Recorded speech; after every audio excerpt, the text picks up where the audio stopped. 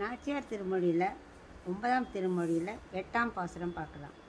காலை எழுந்திருந்து கரிய குருவிக்கணங்கள் மாலின் வரவு சொல்லி மருள் பாடுதல் மெய்மெய் கொலோ சோலை மலை பெருமான் துவராபதி எம்பெருமான் ஆளிநிலை பெருமான் அவன் வார்த்தை உரைக்கின்றதே. இப்போ இதுக்குள்ள அர்த்தம் பார்க்கலாம். கருகிய குருவி கணங்கள், குருவி கூட்டங்கள்லாம் காலம்பரிய சீக்கிரம் எழுந்து பகவானோட வரவை சொல்லி மருள் பாடுதான். மருள்ங்கிறது ஒரு மருள் பாடுறதான். அது உண்மைதானா? அதுக்கெல்லாம் என்ன சொல்கிறதான்? திருமாலிருஞ்சோலை சோலை பெருமான் உனக்காக வந்துட்டுருக்கார். அவர் அதே மாதிரி நீ அவரே தானே துவராபதி எம்பெருமான்.